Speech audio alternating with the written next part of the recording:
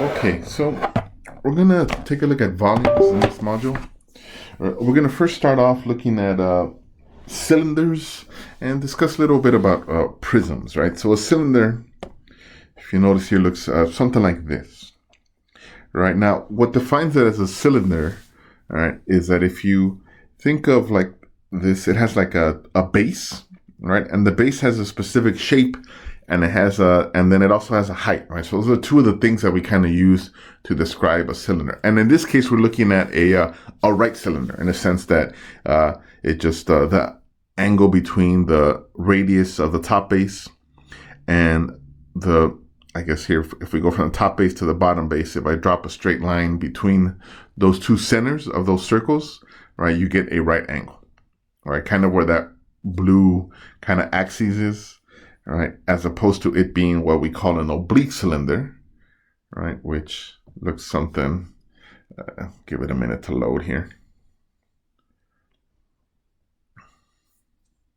Which looks something like this, right? Where you notice the base, the top base and the bottom base, if you connect them, right, the line made at each one of those points of connection will not be a right angle, right? It'll be some other measure, right? It'll be some kind of oblique angle, depending on how you measure it, but one of them will be oblique, right? So that is what's known as an oblique cylinder. But for now, for starters, we're going to be taking a look at the cylinder. And just to get an idea, when I say prism, right, what is also considered or what a prism is something similar like this. Now, a cylinder is referring to when the bases, and the bases, what I'm referring to are the top part here, that's a circle, and the bottom here, right? What is a prism is something that looks like this, right? Where if you notice here, the base is a triangle, and it has some kind of height, right? Almost like if you look at it in two dimensions, right? It has a triangle, and then the prism part is just kind of extending it straight out, right? There's no other, it remains the same, right? At each step, if I cut it with a plane, let's say I did something like this. Actually, let me,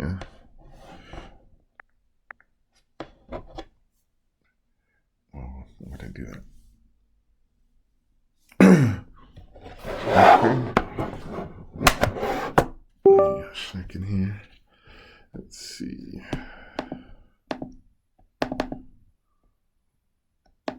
There we go. Okay. Okay, so when I cut it with like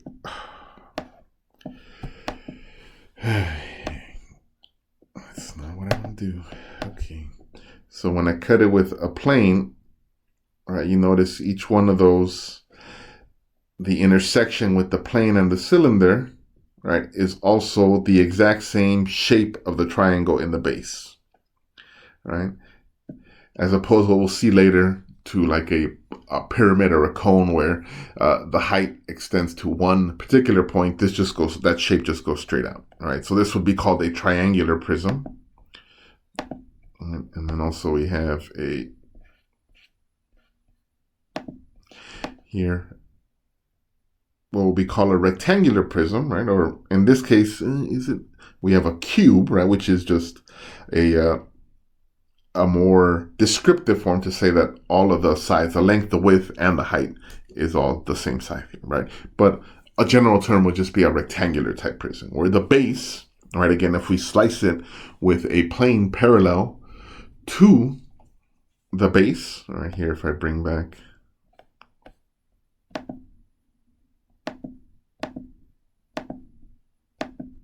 that base here, right, no matter where that base kind of lies, you're going to get the same exact shape as the base, right? Each one of those slices, like if I move it up, right, even up here, right, you see that slice there, it's parallel to the base and it's the same shape, right? In this case being a square, right? And if it was a rectangular prism,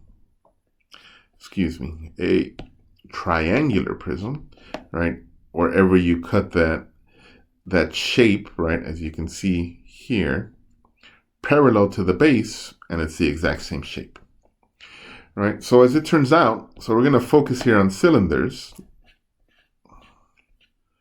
So as it turns out here, right, when we have a cylinder or even a prism, the way to find the volume, right? So what's going to change here, we covered area in the previous module, right? And the units for the area were the units squared, right? So what we're going to have here is we're going into 3 dimensions, right?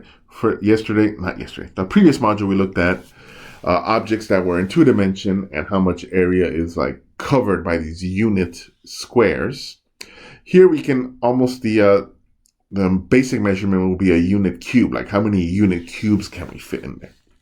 So as it turns out, in order to calculate something like this,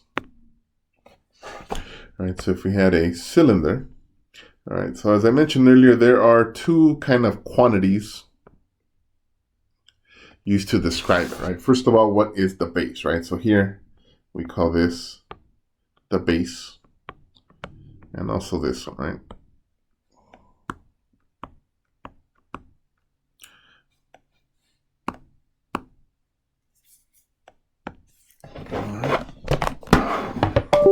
So we have the base.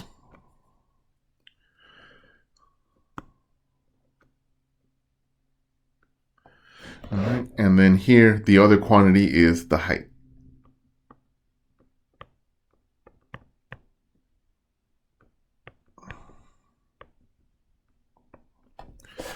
Okay, so as it turns out, the volume of any prism, in this case we're going to be focused on our cylinder, is going to be the area of the base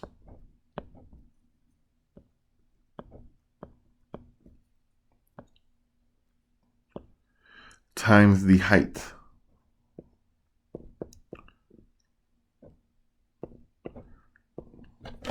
All right, and again, those units should all be the same. So if the base, in this case, the base is circular, so the base, the area of the base will be determined by whatever the radius is.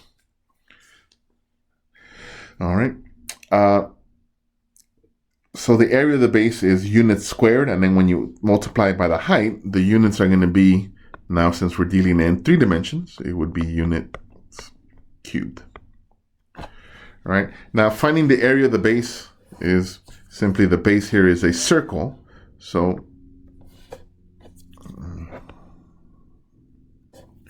if we have a circle, just as a refresher here, so this is a circle of radius r.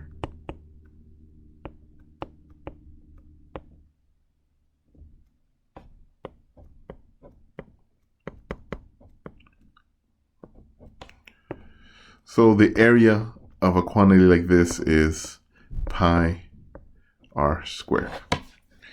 All right. So to bring it back here now to find the volume of a cylinder, the volume of something like this. All right. So the volume of a cylinder of radius r and height h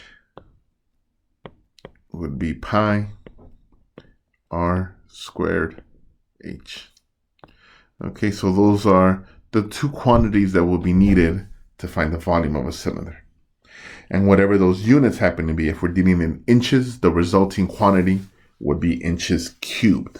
If we're dealing in centimeters, the resulting quantity would be centimeters cubed. Okay.